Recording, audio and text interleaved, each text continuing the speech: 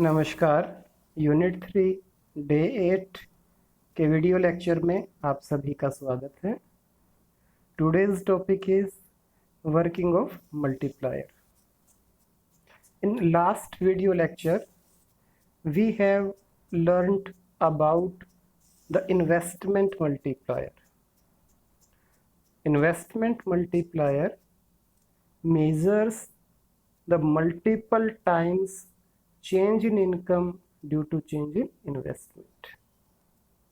Multiplier measure करता है जो मल्टीपल टाइम्स चेंज होता है इनकम में due to change in investment.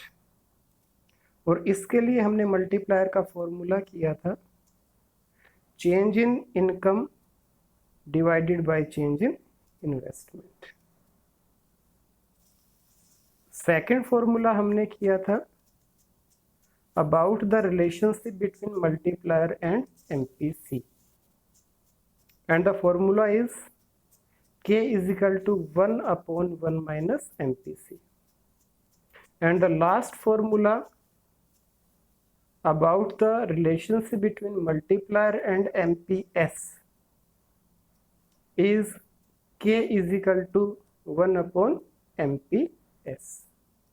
Now we will learn the working of multiplier.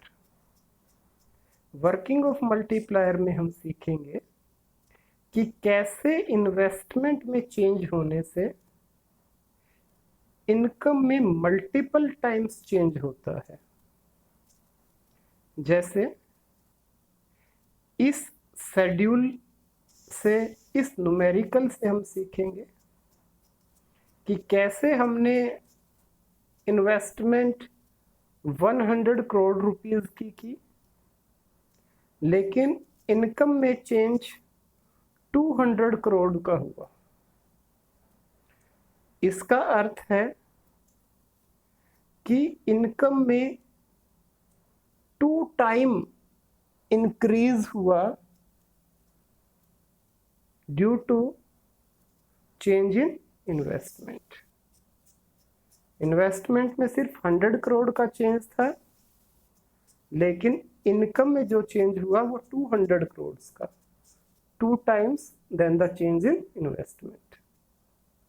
और ये कैसे हुआ, इसका क्या प्रोसेस रहा, ये हम सीखेंगे। अब इसको हम राउंड्स की फॉर्म में करेंगे। फर्स्ट राउंड में सपोज कीजिए कि इकोनॉमी में 100 करोड़ रुपीस की इन्वेस्टमेंट हुई, वो ए पर्सन ने की।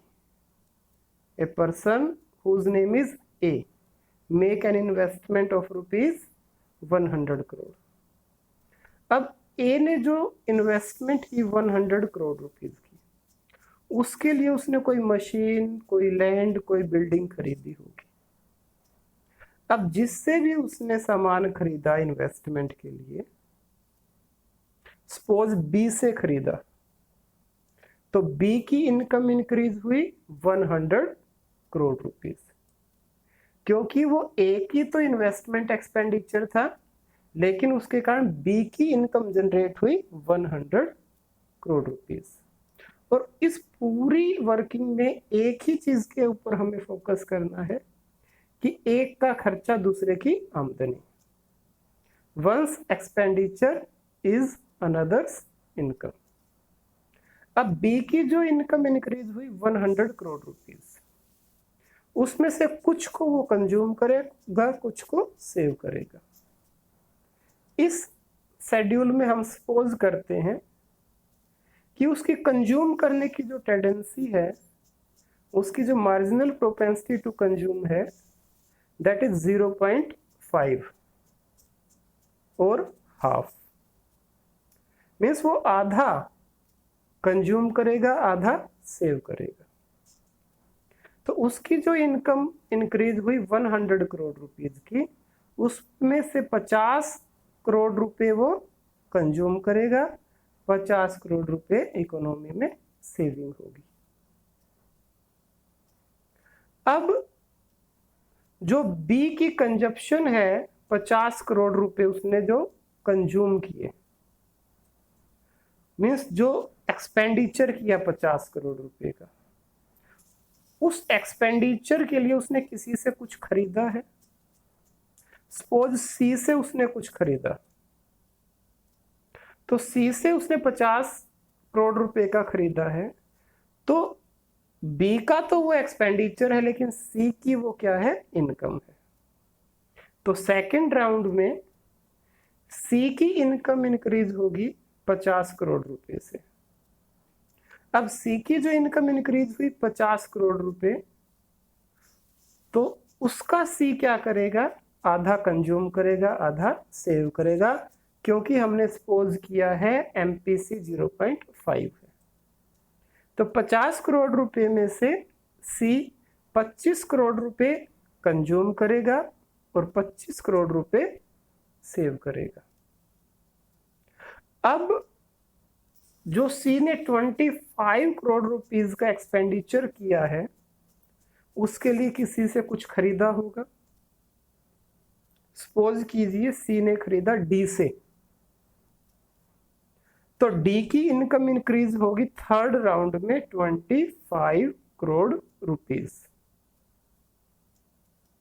Now see consumes 12.5 crore rupees and save 12.5 crore rupees, क्योंकि डी के ऊपर भी वही नियम लागू होगा कि 25 करोड़ रुपए में से आधा कंज्यूम करेगा, आधा सेव करेगा।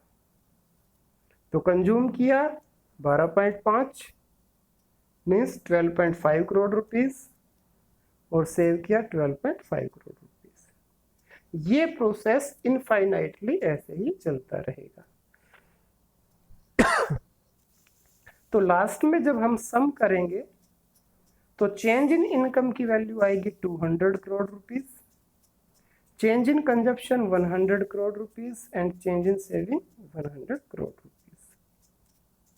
Change in income 200 crore rupees इसलिए है क्योंकि हमने इस न्यूमेरिकल में एमपीसी 0.5 सपोज किया था, और जब एमपीसी 0.5 होगा तो अगर इस एमपीसी की वैल्यू को हम फॉर्मूले में पुट करें तो के की वैल्यू हमारी आएगी 2, और के की वैल्यू 2 है और चेंज इन इन्वेस्टमेंट 100 है, तो चेंज इन इनकम हमारा आएगा 200 करोड़ रुपीस। तो इस तरह से हम वर्किंग ऑफ मल्टीप्लायर को समझ सकते हैं। इस पूरी वर्किंग में सबसे इंपॉर्टेंट जो कॉन्सेप्ट है वो है वंस एक्सपेंडिचर अनदर्स इनकम। एक का खर्चा होगा, दूसरे की इनकम होगी। अब मल्टीप्लायर से रिलेटेड एक क्वेश्चन है, why multiplier is called as two-edged sword? Means multiplier को दो धारी तलवार क्यों कहा जाता है? टू-एज्ड स्वॉर्ड इसलिए कहा जाता है मल्टीप्लायर को क्योंकि मल्टीप्लायर दोनों डायरेक्शंस में काम करता है, positive as well as negative. इसका अर्थ है कि अगर इन्वेस्टमेंट इंक्रीज होती है तो इनकम में मल्टीपल टाइम्स इंक्रीज होगा। इसको कहा जाता है multiplier is working in positive direction. और नेगेटिव डायरेक्शन का मीनिंग है कि अगर इन्वेस्टमेंट डिक्रीज होगी तो इनकम में मल्टीपल टाइम्स डिक्रीज होगा। Therefore multiplier is called as two edged sword. अब मल्टीप्लायर से रिलेटेड न्यूमेरिकल्स एग्जाम में पूछे जाते हैं, और जो भी मल्टीप्लायर के न्यूमेरिकल्स हैं उनमें हमें जो 3 फॉर्मूले हमने सीखे हैं उनको इस्तेमाल करना है। 3 ही फॉर्मूले हैं मल्टीप्लायर से related. First, k is equal to delta Y upon delta I. second k is equal to 1 upon 1 minus MPC, and third k is equal to 1 upon MPS. अब इस न्यूमेरिकल में हम देखते हैं, in an economy investment increases from 300 to 500, means investment increase हुई 300 से 500, change in investment 200. As a result of this equilibrium level of income increases by 2000.